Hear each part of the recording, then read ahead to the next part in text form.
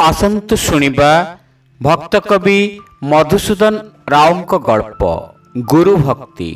पूर्व काल रे गुरु माने शिष्यटी पाइले प्रथमे ताहार चित्त परीक्षा करुथिले, परे उपयुक्त देखिले ताकू उपदेश प्रदान करुथिले।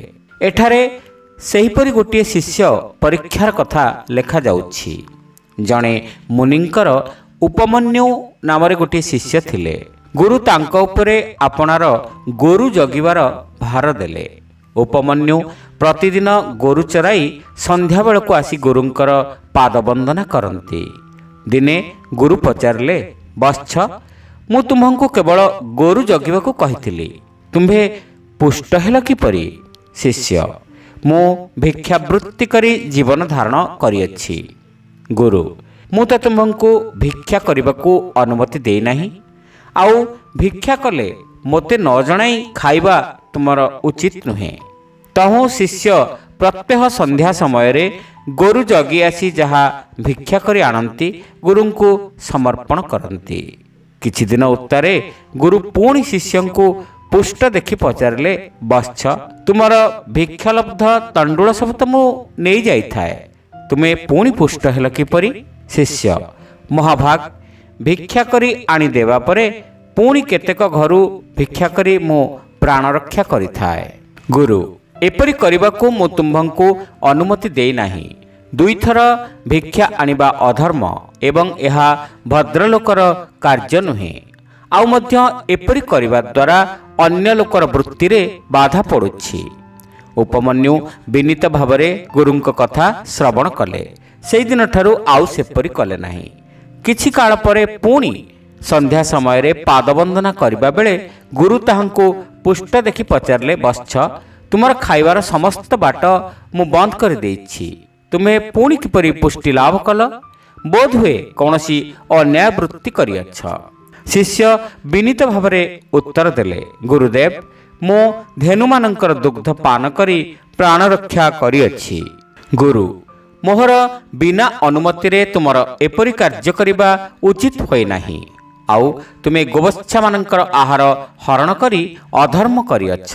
शिष्य सेहि दिन ठारू दुग्धपानरु मध्य निवृत्त हेले एवं गुरुंक आदेश मानी सबु विषय रे सावधान हेले। आउ दिने से आसी गुरुंक निकटरे उपस्थित हुंते गुरु ताहांकु देखि संदेह करी पचारले, बत्स मोहर आदेश क्रमे तुमर वर्तमान प्राण रक्षार कौनसी वृत्ति नाही, तेबे कौन आहार करी तुम्भ देहर पुष्टि होइछि? संकोच न करी प्रकाश कर।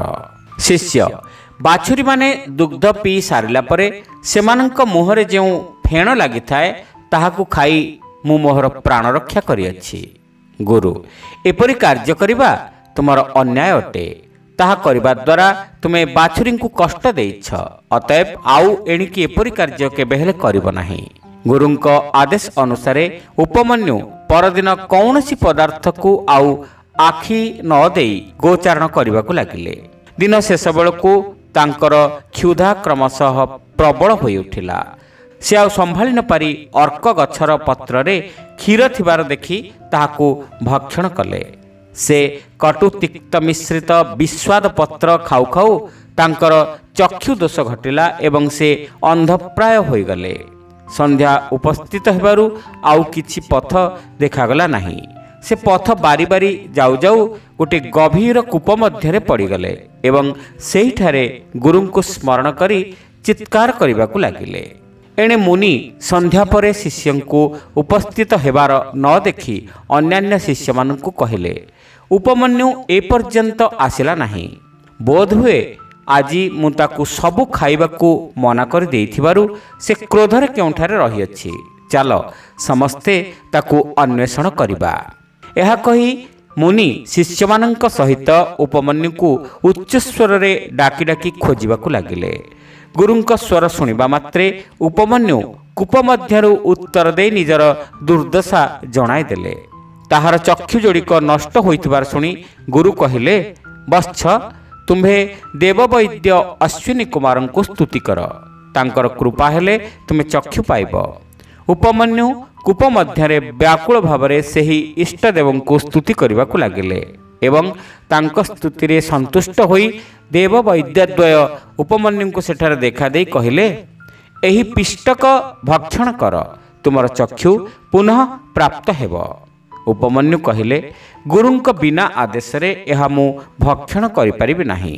ଦେବ, ତୁମର ଗୁରୁ ଆମ୍ଭଙ୍କୁ ସ୍ମରଣ କରି ତୁମ ପାଇଁ ପ୍ରାର୍ଥନା କରିଛନ୍ତି, ଅତଏବ ସେ କିଛି ମନେ କରିବେ ନାହିଁ। ତୁମେ ଆପତ୍ତି ନ କରି ଏହାକୁ ଭକ୍ଷଣ କର। ଉପମନ୍ୟୁ, ଦେବ କ୍ଷମା କରନ୍ତୁ, ଗୁରୁଙ୍କ ଅନୁମତି ନ ପାଇଲେ ମୁଁ ଏହା ଭକ୍ଷଣ କରିପାରିବି ନାହିଁ। ଦେବବୈଦ୍ୟ ତାହାଙ୍କର ଏପରି ଅସାଧାରଣ ଗୁରୁଭକ୍ତି ଦେଖି ଅତ୍ୟନ୍ତ ସନ୍ତୁଷ୍ଟ ହୋଇ କହିଲେ, ବତ୍ସ, ତୁମର ଗୁରୁଭକ୍ତି ଦେଖି ଅତ୍ୟନ୍ତ ସନ୍ତୁଷ୍ଟ ହୋଇଛୁ। ଆମ୍ଭ ବରରେ ତୁମେ ବର୍ତ୍ତମାନ ଦୃଷ୍ଟିଶକ୍ତି ଲାଭ କର ଏବଂ ସର୍ବଶାସ୍ତ୍ରରେ ଜ୍ଞାନ ଲାଭ କର। ତୁମର ମଙ୍ଗଳ ହେଉ। ଏହା କହି ଦେବବୈଦ୍ୟଦ୍ୱୟ ଅନ୍ତର୍ହିତ ହୋଇଗଲେ। ଉପମନ୍ୟୁ ଚକ୍ଷୁ ଲାଭ କରି ଆନନ୍ଦରେ କୂପରୁ ଉଠି ଗୁରୁଙ୍କ ନିକଟରେ ଉପସ୍ଥିତ ହୋଇ ପାଦ ବନ୍ଦନା କଲେ ଏବଂ ଦେବବୈଦ୍ୟଙ୍କ ଅନୁଗ୍ରହ କଥା ସବୁ କହିଗଲେ।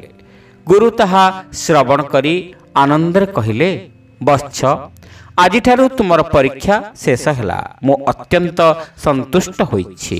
ଦେବବୈଦ୍ୟ ଯେଉଁ ପ୍ରଦାନ କରିଅଛନ୍ତି ତାହା ସଫଳ ହେବ। ତୁମ୍ଭେ ଆମ୍ଭ ପ୍ରସାଦରେ ସର୍ବଶାସ୍ତ୍ରରେ ପାରଦର୍ଶୀ ହୁଅ। ଶ୍ରୋତାବନ୍ଧୁ, ଏଇଠି ଶେଷ ହେଲା ଗଳ୍ପ ଗୁରୁ ଭକ୍ତି। ଗାଳ୍ପିକ ଭକ୍ତ କବି ମଧୁସୂଦନ ରାଓ। ଗପଟି ଆପଣମାନଙ୍କୁ କେମିତି ଲାଗିଲା କମେଣ୍ଟ କରି ନିଶ୍ଚିତ ଜଣାଇବେ। ଚ୍ୟାନେଲରେ ନୂଆ ହୋଇଥିଲେ ସବସ୍କ୍ରାଇବ୍ କରିବାକୁ ଭୁଲିବେ ନାହିଁ। ରହିଲୁ, ନମସ୍କାର।